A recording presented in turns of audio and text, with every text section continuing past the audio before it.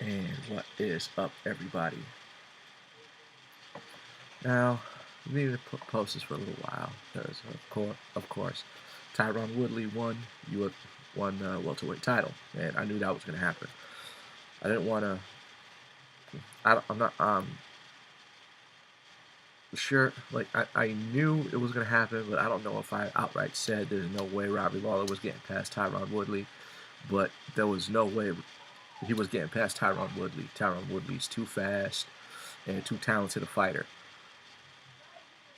And Robbie Lawler, like I said, he's tough, but he's not talented. You know, he's improved from what he was when he first got started. And like I said, he deserved to have won the welterweight title. And the fact that he had it for the little bit of time that he had, you know, is a testament to his hard work. You know, and in the business of mixed martial arts. Good for him. There was no way he was getting past TYRON Woodley. And somebody posted how now there's three black champions simultaneously. And I'm like, who cares? Seriously. Okay, Daniel Cormier, TYRON Woodley, and Demetrius Johnson. Okay, three black champions. Who cares? Especially the fact that there was 8 champions, 8 black champions prior to them. Nobody, when Maurice Smith beat Mark Coleman for the heavyweight title, nobody said, this is UFC's first black champion. No, they just said, we have a new champion. Then Maurice Smith loses the belt. Then in the UFC 14 middleweight tournament champion is Olympic gold medalist Kevin Jackson. Nobody said UFC's first black tournament winner. You know, he's just, if anything, I believe he is the only Olympic gold medalist to win a mixed martial arts championship. I could be wrong, but like Hidehiko Yoshida is a judo gold medalist in the Olympics, but I don't know if he won any mixed martial arts championships. But Kevin Jackson, first Olympian I know of to do that, first Olympic gold medalist to do that. Nobody said first black tournament champion, Kevin Randleman. Nobody would say, oh, the champ is black again. Who else? Rashad Evans. No one said UFC's first black light heavyweight champion, or Quentin Rampage Jackson. Nobody said that. And, Rashad Evans, John Jones, Benson Henderson. All these champions were black. Nobody mentioned the fact that they were black when they were champions. Why the hell should anybody care now that there's 3 champions, that there's 3 black champions at the same time? Nobody sees that.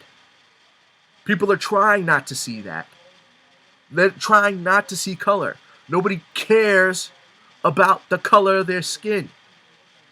Nobody does. Why do people keep bringing it up? 8 champions before them were black. Nobody mentioned the fact that they were black until you had 3 guys holding the belt at the same time. Really. Because nobody cared, or nobody brought up the fact that for a very short period of time, when there was only 5 titles to be held, all 5 UFC championships were held by Americans, by white guys. Nobody cared about that. When Andrei Arlovsky lost the heavyweight title to Tim Sylvia, so Tim Sylvia was the heavyweight champion. Chuck Liddell was the light heavyweight champion. Rich Franklin was the middleweight champion. Matt Hughes was welterweight champion, and Sean Shirk was the lightweight champion. All 5 of them American. All 5 of them were white. Nobody, you know, nobody said anything. Why? Because it didn't matter. It, honest to God, did not matter. Color does not matter. Color does not matter. The only time it matters is when you keep bringing up stupid stuff like this. 8 black champions before. 8. 8 black champions. Nobody said anything about their color. But now because 3 current champions happen to be black, you're going to open your mouth about it? Yeah, shut up with this. If you honestly can't think of a better reason to celebrate, seriously, just keep your mouth shut for the most part. And this is off of Uriah Faber's Facebook. He posts a lot of gossip. Nothing necessarily about him, but basically he posts links and gossip for these other sites, and mentioned the fact that UFC now has 3 currently black title holders. Who the hell cares? Nobody cared before. They're fighters. They're fighters. I don't care what the color of their skin is. They did what they had to do, and if more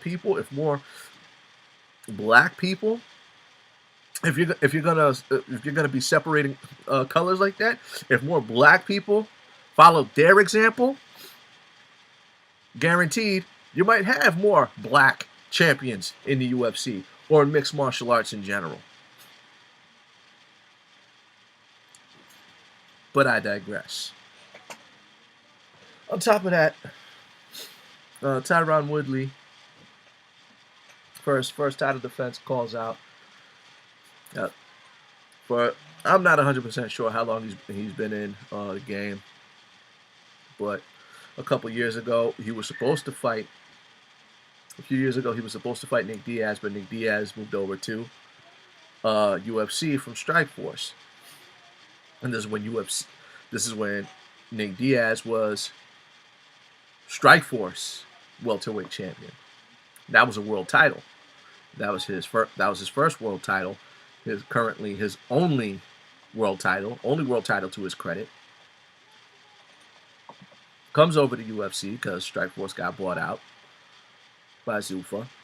Comes over to UFC. Ruins his first chance at a shot at the title. And knocks out BJ Penn. Loses to Carlos Condit for the interim title. So Carlos Condit wins the UFC title. WEC welterweight champion, UFC welterweight champion. Good on Carlos Condit. Has both of those to his credit. Loses, gets an immediate title shot after that against George St. Pierre because George St. Pierre was basically wanted to shut him up from all the trash he was talking. Meanwhile, TYRON Woodley loses to Nate Marquardt for the welterweight title, only for Nate Marquardt to lose the Strikeforce belt almost immediately after getting it, and it was Strikeforce's last show. Nate Marquardt hasn't necessarily been doing too good lately, so if he's still in UFC, I'm shocked. If he even won his last fight, I'm shocked. Haven't been following him because he's not really worth following anymore. TYRON Woodley, on the other hand, comes into UFC, knocks out Josh Koscheck, manages to outlast Carlos Condit. Didn't get his fight against Johnny Hendricks, unfortunately, but gets a title shot, a very well-deserved title shot against Robbie Lawler, and like I said, Lawler was not getting past him. So now for him to be the champion, he's going to call out 2 names that are going to pay him the biggest money. George St. Pierre and Nick Diaz. Nick Diaz, this is why you cannot tell me that marijuana doesn't do anything to you. Because Nick Diaz when they come to him basically saying, he would like to fight you. Oh, I'm only gonna do what's best for me. What's my best interest? What am I gonna get out of it? A world title fight, dumbass. You know, and then for him now to try to come out and be talking trash about him, dude, you blew your chance. You had an opportunity. You had an opportunity to, after your suspension, you're given another title shot and you piss it away. Don't tell me marijuana doesn't do this to you. Now, as far as because Joe Rogan said, oh yeah, if you smoke pot and you're an absolute screw up, marijuana just got there first. Basically meaning you just screwed up on your own, even without the marijuana. Here's a problem. For somebody like Joe Rogan, because the man is a pothead, no offense or buts, the man's an absolute pothead. Dangerous martial artist, has some funny stories to say. Dangerous martial artist, absolutely phenomenal. But pothead, and apparently a functional pothead. He's one of the exceptions to the rule. Because I know too many potheads that are idiots. Myself, everybody outside, my sisters don't drink alcohol, you know, anything like that. Me personally, I don't do beer, but I very rarely drink alcohol. Very rarely, so rarely, and I'm not really fiending for it. Like, I haven't had a drink in so long. This, that, the other. It's never like that. Almost everybody on my father's side are alcoholics. I don't have that problem at all. It's like even when I did, even when I was in the Marine Corps and I would drink, I never had liquor in the house. I never had liquor in my room. Never had beer. Never had vodka. Nothing like that. Stuff that I would drink if ever I went out socially. Never had it in my house. Like on my own, I wouldn't do that. I'd go out and drink social. If I was to go out and drink socially, I'd go out and drink socially. I never had alcohol in the house. I never had that problem. I was rushed to the hospital. I was in severe pain, and doctors gave me morphine. First time in my life I've ever had morphine. I was nauseated, and I wasn't even high. The pain stopped, but I wasn't even high. I felt normal. I'm trying to figure out what is it about this that people get addicted to. Because there's lots of people that are addicted to morphine. There are people talking about how high we've been. Because I didn't get high. I don't know why, but that's not what happened. I'm the exception to the rule when it comes to stuff like that. Joe Rogan is the exception to the rule. When it comes to marijuana, and there's a lot of people who make that exception. There's too many other people that don't. Way too many other people. I'm pretty sure there's somebody out there that could has no problem of drinking and doesn't have to keep alcohol in the house or anything like that. I'm pretty sure that there's people that could take a dose of morphine and be like, what is this? I don't see what the big deal about this is. You could there's probably more than just me that can do that. That's the exception to the rule. Nick Diaz is not one of those exceptions, because every time you put a camera, it's like this fool gets even dumber and dumber and dumber and dumber. Nate, at least, a bit of a knucklehead sometimes, but at least he has more of a good head on his shoulders. Nick Diaz just gets dumber and dumber every time he puts his face in front of the camera. You had a chance. You had a chance to basically finish something that was supposed to happen, and at the same time, win the elusive UFC welterweight title. Belt that you've tried twice for and already failed. This time you might have had a better chance at winning the UFC title this time. And you're going to say, I'm going to do what's best for me. What am I going to get out of it? You idiot. You idiot, idiot, idiot.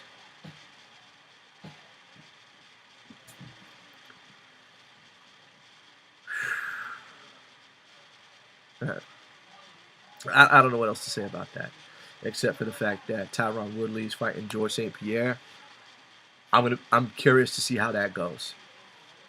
I want to know if my record holds up, because ever since I met George St. Pierre, the first time I met the only time I've met George St. Pierre, it was just after he lost the belt to Matt Serra. I met him at the Bread Factory in New York City between 33rd and 34th and 35th. I'm not 100% sure. I don't even know if that cafe is still open. But I met him there. It was a great time. It was just before his first fight with Josh Koscheck. I caught that fight live. He won. I've caught every single one of his fights live. From that time up until the time he fought Johnny Hendricks. And even though I feel like Johnny Hendricks got robbed, my record still stands. Since I met George St. Pierre that day, he hasn't lost a fight since. I'm done talking. You guys have a good night.